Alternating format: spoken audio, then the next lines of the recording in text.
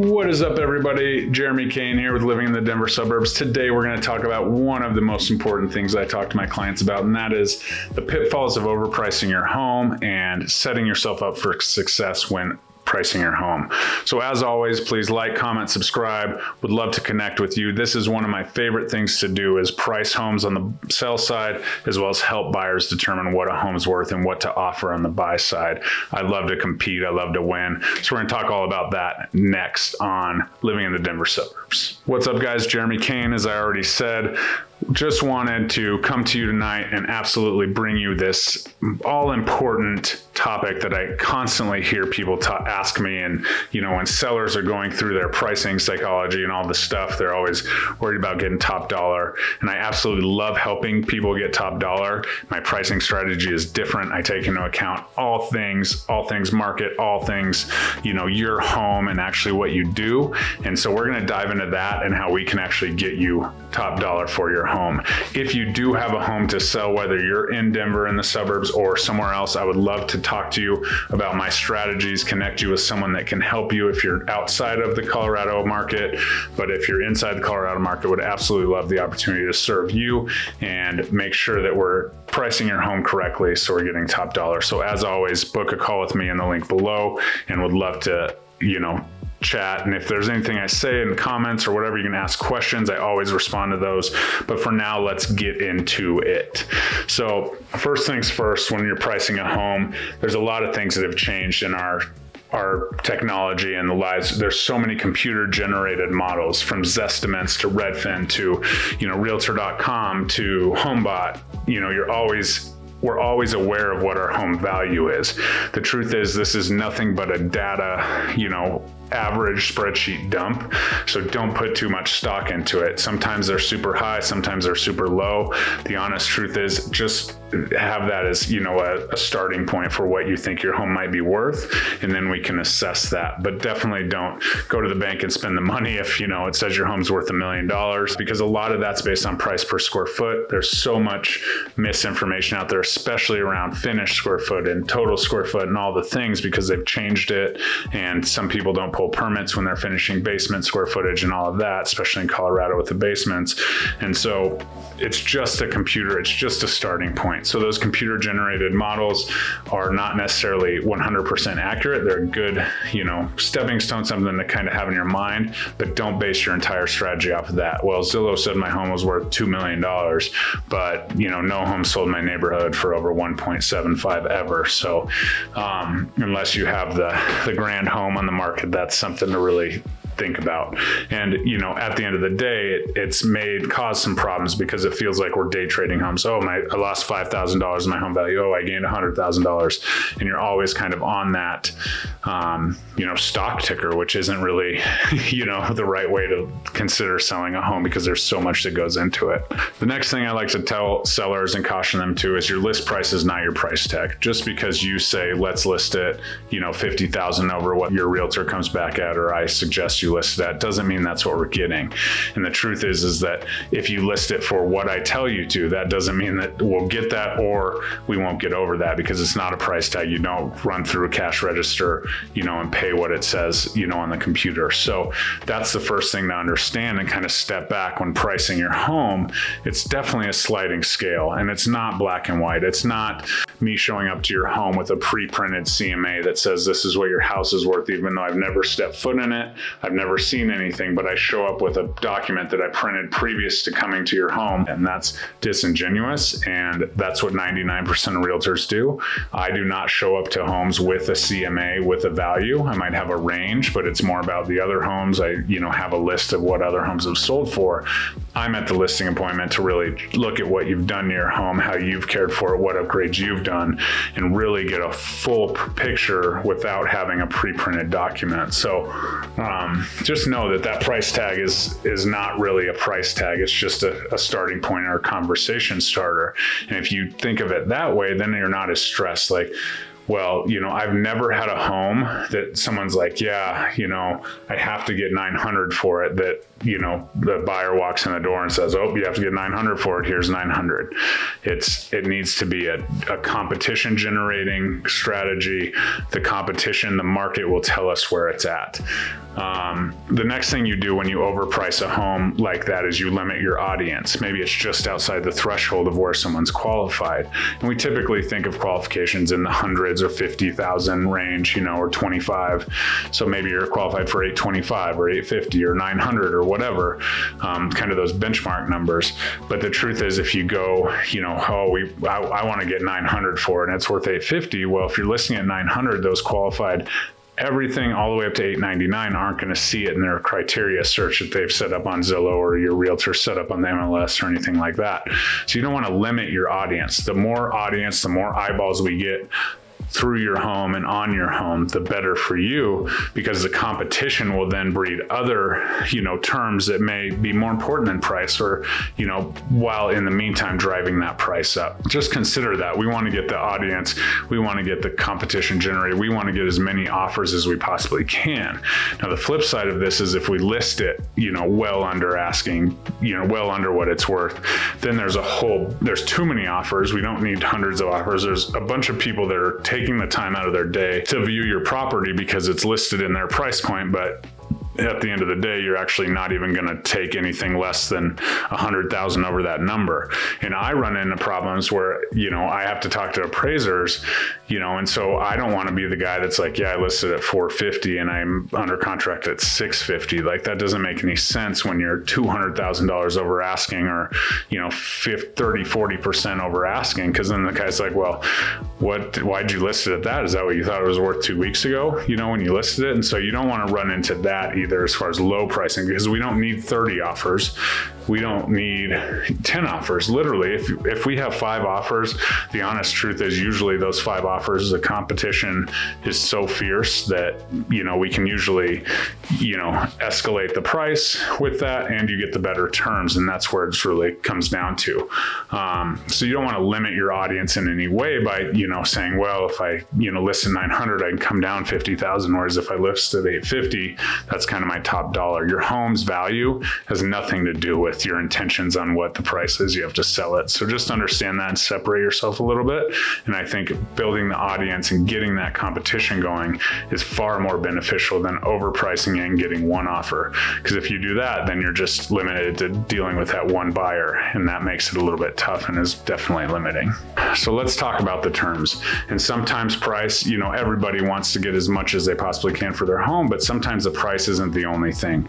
Post-closing occupancies, appraisal gaps, appraisal waivers, inspection waivers, or inspections for major items only, or, non-cosmetic fixes. All of those things are really nice. And what those things do is guarantee a little bit of comfort. So for instance, if I have a home that's listed for 850 and I get an 875 offer with, an appraisal waiver, inspection for major items only, and I get an offer with 900 with none of those terms, then, basically they're saying their appraisal contingency is saying we're only going to pay what it's appraised for. And so you don't have to sell it for less than the contract price, but they don't have to buy it for, more than the appraisal. So that's where you kind of get stuck. And, you could go off the market for 2, 3, 4 weeks before you get that appraisal. And then you're like, okay, well, we'll give you it for 875, but it only appraised at 850. Then you have that gap, and they could say no and walk away, and then you're back to square one. And that person that offered 875 with the full appraisal gaps probably already under contract somewhere else, and you lose them. So those appraisal gaps definitely are more guaranteed, right? So this is what we're getting. We're going to cover any appraisal gap. We're going to waive the appraisal, so we won't even have that, because when that appraisal comes in, it could be very limiting, as well as the other terms. And the more terms, the more competition there is, the more people can play with those terms. Not everyone can go up $50,000, $60,000, $100,000, but they can really guarantee those terms. And if you get those terms and they're guaranteed and you're ready to roll, then you're getting the most for your home. And it's more guaranteed than, going through the whole process and just guessing what the appraisal might be. And here's the deal. If you have a good realtor like myself or any of the other realtors that I know, make sure that they're meeting the appraiser out there and, actually having that conversation, making sure they see all the square footage of the bathrooms. I've had appraisers miss bathrooms in tours. I'm like, hey, did you see the bathroom here? They're like, oh no, we thought that was a pantry. So you got to make sure that you're aware and dealing with that appraiser. The appraiser is a super important person in the process, and you can't bribe them. You can't do anything. You don't want to push too much, but if you're there to let them in, hold the tape measure in the old school days, and just make sure that you guys are on the same page. And it's really nice. Most appraisers will benefit, like, hey, this is my pricing strategy. This is what I did. And you're telling them, and they can't use that information, but it helps, them understand what was going on and kind of what you were looking at. And then, obviously you can always say, hey, we had multiple offers. This is, where we're at. You can give them a spreadsheet of the offers so that they have that information so they kind of understand, because at the end of the day, their job is to dictate the market value. And if you show them what the market has brought to you in this offer spreadsheet, it really helps.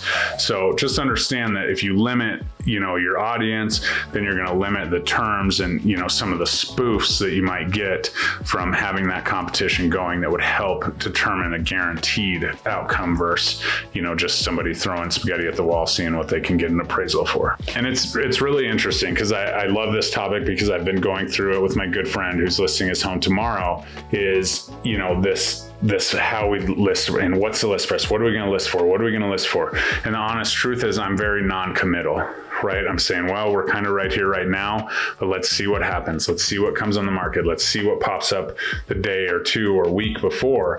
And that whole time I'm watching the market. I'm asking agents what's going on. I'm asking agents that just went under contract what their traffic was like. So that way I have a really good feel. And then on picture day, I go and walk the property and see what it looks like after we've done it and staged it up and done all the things, to get it ready. And I get a feel for that property. But I also have a vast market knowledge of what's going on in the general market, thanks to some of my industry partners that do a great job helping me out with that. But also thanks to, my conversations with other agents that have just listed, like-kind properties and all the things. And so once I get to that point, I'm able to come to a suggested list price, I know where it's going to go. And I might say, hey, I know that I can get an appraisal of this, but if we can get enough energy and enough momentum here. I just had one that was listed at 585. I said, I think we can get 600. We're under contract at 600, right? We listed at 585. So I'm very dialed into that. I also am very good with the buyers because I pay such close attention to the market. I have conversations with the listing agents and I can tell you what it's going to take to win the property.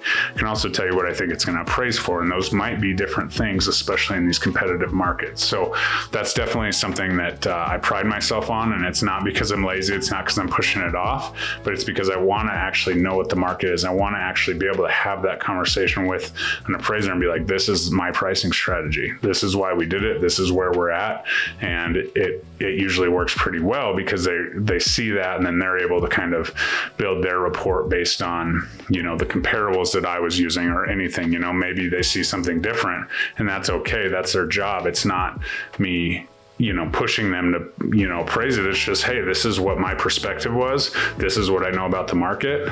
Here's the information. And then they can take it and do their report and do their measurements and take their pictures and provide an appraisal. So those are all things that really matter. And I think when it comes down to it, the more that people have these computer generated things, the more that people can see what this home on their block sold for, whatever. That's one of my biggest pet peeves is, well, the house at the end of the street sold for, this. Why are you telling me to list of this? Well, that house is 1,000 square feet bigger, or that house has a 3-car garage, or, all the things. Your house is very different than that house. And the biggest thing and the number one thing that I do once I zero in on area is I check out the square footage, and 500 square feet, I'm sorry, even if it's in a basement, is a big deal, especially if it's finished. And so sometimes that house at the end of your block may be way bigger, have way different upgrades, different floor plan, whatever, and it may not be a comparable even though it's on your street.